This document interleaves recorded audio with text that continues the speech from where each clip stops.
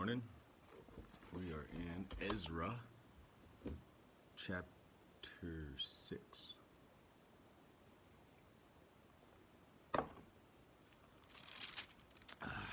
One of the coolest things about chapter 6 is in the previous chapter, a Persian king, many kings later, didn't know that King Darius, or who else is he also known as, Cyrus,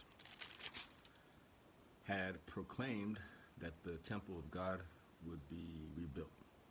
And so here's where he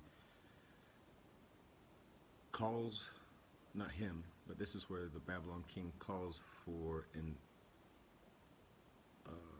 a search for those documents. Or maybe he's not the current king, maybe it's a Jewish leader. Let's hop to it. King Darius then issued an order, and they searched the archives stored in the treasury at Babylon. A scroll was found in the citadel of Ecbatana in the province of Media, and this was written on it. Memorandum. In the first year of King Cyrus, the king issued a decree concerning the temple of God in Jerusalem. Let the temple be rebuilt as a place to present sacrifices, and let its foundations be laid. It is to be 90 feet high and 90 feet wide, with 3 courses of large stones and 1 of timbers. The cost will be paid by the royal treasury. Also, the gold and silver articles of the house of God, which Nebuchadnezzar took from the temple in Jerusalem and brought to Babylon, are to be returned to the places in the temple in Jerusalem, their places. They are to be deposited in the house of God. Now then, Tatenai, governor of Trans-Euphrates, and Sethar-Bozenai, and you, the fellow officials of that province, stay away from there. Do not interfere with the work on this temple of God. Let the governors of the Jews and the Jewish elders rebuild this house of God on its site. Moreover, I hereby decree what you are to do for these elders of the Jews in the construction of this house of God. The expenses of these men are to be fully paid out of the royal treasury from the revenues of the Trans-Euphrates, so that the work will not stop. Whatever is needed, young bulls, rams, male lambs, or burnt offerings to the God of heaven, and wheat, salt, wine, and oil are requested by the priests in Jerusalem, must be given them daily without fail, so that they may offer sacrifices pleasing to the God of heaven, and pray for the well-being of the king and his sons. Furthermore, I decree that if anyone changes this edict, a beam is to be pulled from the house, and he is to be lifted up and impaled upon it. And for this crime, his house is to be made a pile of rubble. May God, who has caused his name to dwell there, overthrow any king or people who lifts a hand to change this decree or to destroy this temple in Jerusalem. I, Darius, have decreed it. Let it be carried out with diligence. Then, because of the decree King Darius had sent, Tatenai, governor of the Trans-Euphrates, and Shethar-Bozenai and their associates carried it out with diligence, so that elders of the Jews continued to build and prosper under the preaching of Haggai the prophet and Zechariah, a descendant of Iddo.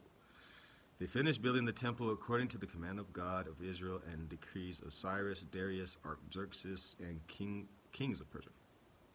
The temple was completed on the 3rd day of the month, Adar, in the 6th year of the reign of King Darius. Then the people of Israel, the priests, the Levites, and the rest of the exiles celebrated the dedication of the house of God with joy. For the dedication of his house of God, they offered 100 bulls, 200 rams, 400 male lambs, and as a sin offering for all of Israel, 12 male goats, 1 for each of the tribes of Israel.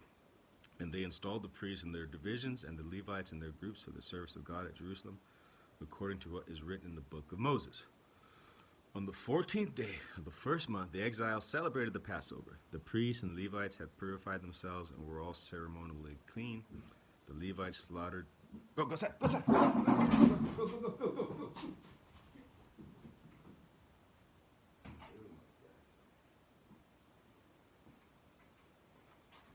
Excuse me, that's my dog, or my daughter's dog, starting to heave.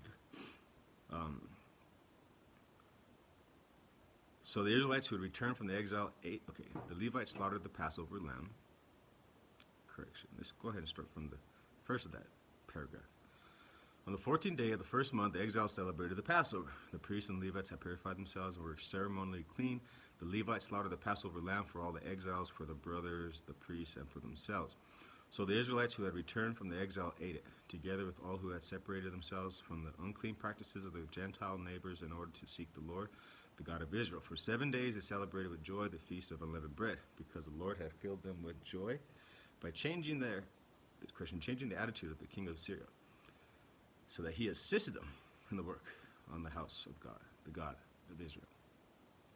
So, if you remember a couple chapters before, there were some people that were trying to stop the rebuilding of the temple. And, oh gosh, how do you explain it? They're the not false reporters. They are the manipulators, right? We have them in our life today. The manipulators. So they told somebody something and they were lying about that and this so that they could get a certain outcome. And it ended up being that the outcome led to the discovery of the decree from Darius or Cyrus, which eventually reinstated the rebuilding of the temple. So stick with God. Whenever you think someone's coming against you and they can knock you down, have faith that, yeah, they might knock you down, but when you come back and you're coming back with the Lord's favor on you, there's nothing that can stop it. So take faith, take heart. God bless. You need Bible studies, let me know. We got them. We'll send them to you free of charge. God bless. Bye.